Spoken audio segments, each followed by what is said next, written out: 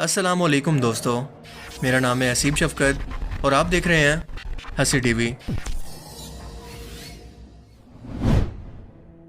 हाल ही में पाकिस्तान में 6.1 मैग्नीट्यूड का अर्थक्वेक आया जिसने पाकिस्तान समेत सेंट्रल एशिया के मुल्कों ताजिकिस्तान, उज़्बेकिस्तान और अफगानिस्तान को भी इफ़ेक्ट किया। इससे पहले 2005 के अंदर पाकिस्तान की तारीख का बदतरीन ज़ल्ज़ला आया जिसकी शिद्दत रेक्टर स्केल पर 7.6 थी, जिसमें 70,000 लोग मारे गए और इतने ही ज़ख्मी हुए। पूरी इंसानी तारीख के अंदर इंसानों का किसी और कुदरती आफत से इतना नुकसान नहीं हुआ जितना कि ज़ल्ज़लों से हुआ है। साइंस की माने तो ये ज़मीन की क्रस्ट के अंदर मौजूद टेक्टोनिक प्लेट्स के अंदर बदलाव की वजह से आते हैं। जब आतिश फिशा लावा ज़मीन को फाड़ कर बाहर निकलने की कोशिश करता है, मगर इंसान आज चाहे जितनी मर्जी तरक्की कर ले, साइंस और टेक्नोलॉजी की बदौलत कायनात में झांकने के काबिल हो जाए, किसी भी मशीन को ईजाद कर ले, जितनी मर्जी मजबूत इमारतें बना ले, अपने बचाव के लिए हवाई जहाज और ज़ेरे ज़मीन बनकर तक बना ले, आर्टिफिशियल इंटेलिजेंस को इंट्रोड्यूस करवा दे, चाहे तरक्की के तमाम रिकॉर्ड तोड़ दे, लेकिन चाह कर भी ज़ल्ज़ले को प्रिडिक्ट तक नहीं कर सकता। इससे बचना तो दूर की बात है,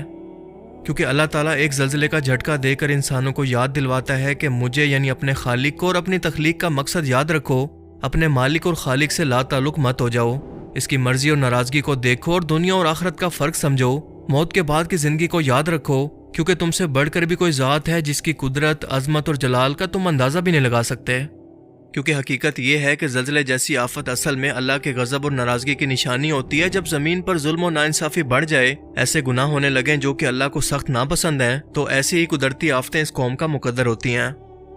जब खुद को इस्लामी मुल्क कहलाने वाली जगह के अंदर हर वो बुराई और खामी मौजूद हो, यहाँ के लोग हर वो छोटा बड़ा गुनाह करते हों जिससे अल्लाह ने वाज़े तौर पर कुरान पाक के अंदर और हदीस में मना फरमाया, शराब आम हो जाए, हर जगह पर बेहयाई फहाशी हो, सूद के कारोबार सरे आम चल रहे हों, जुल्म और नाइंसाफ़ी हद से बढ़ जाए, हम जिन्स परस्ती आम हो, जुए को बाकायदा एक कारोबार की हैसियत मिल जाए, शिर्क और बुत परस्ती फैल जाए, तो इंसानों की शक्लें मस करने या आसमान से पत्थर बरसने के बजाय कुदरती आफात की सूरत अल्लाह का अजाब उस कौम पर ज़रूर नाजिल होता है।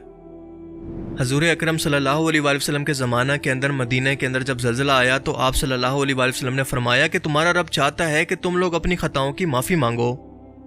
उम्मुल मोमिनीन हज़रत आयशा रज़ियल्लाहु तआला अन्हा फरमाती हैं कि जिस जगह पर ज़ल्ज़ला आता है, अगर वहाँ के लोग तौबा कर लें और अपनी बदअमालियों से बाज आ जाएं तो उनके हक में बेहतर है, वरना उन लोगों के लिए हलाकत है। अल्लाह ताला के इरशाद पाक का मफहूम है कि लोगों ने अपने हाथों से जो कमाई की, इसकी वजह से खुशकी और समंदर के अंदर फसाद फैला, ताकि इन लोगों ने जो काम किए अल्लाह इनमें से कुछ का मज़ा इनको चखा दे, शायद वो बाज आ जाएं। सूरह रूम।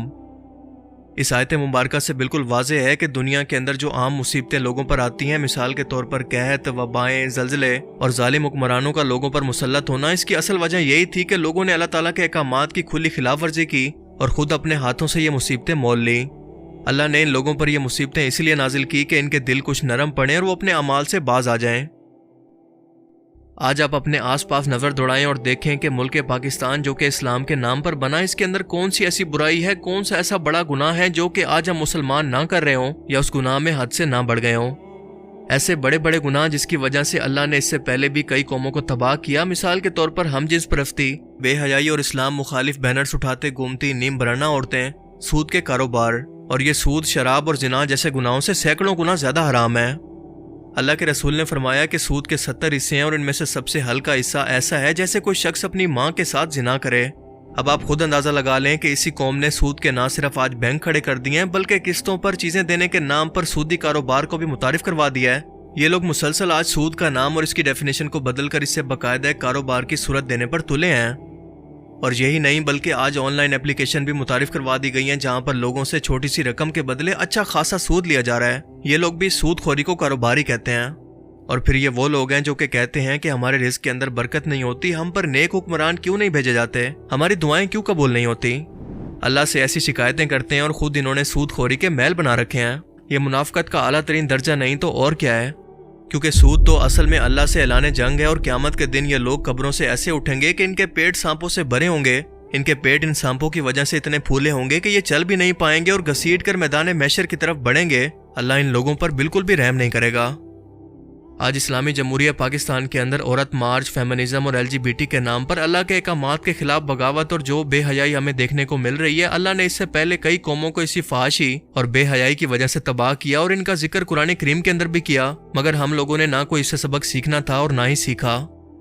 اللہ پاک نے قرآن کریم کے اندر شراب، جوئے، بت پانسے سے منع کرتے ہوئے فرمایا کہ یہ شیطانی اعمال ہیں، ان سے بچ کر رہو تاکہ تم آپس کی دشمنیوں سے بچ سکو اور فلاح پاؤ، کیونکہ ان کاموں کے اندر انسان اپنے ہوش کو بیٹھتا ہے۔ مگر ہم نے اس کا بھی الٹ کیا اور اس کے باقاعدہ کاروبار کھڑے کر دیے اور پوری دنیا کے اندر اسی مسلم ملک سے صرف کچھ پیسوں کی خاطر جوئے کی پروموشن بھی کر رہے ہیں۔ حال ہی میں PSL کے میچز کا پاکستان کے اندر خوب چرچا رہا، اور وہ الگ بات ہے کہ سروے کے مطابق میری جیسی آدھی عوام اسے دیکھتی نہیں ہے، مگر سب سے اہم چیز جس پر تقریباً سبھی لوگوں نے کوئی توجہ نہیں دی وہ ان پلیئرز کی شرٹس تھی جن پر یہ لوگو آپ ذرا غور سے دیکھیں۔ شعیب ملک کی شرٹ پر لکھا ہے 1xBet۔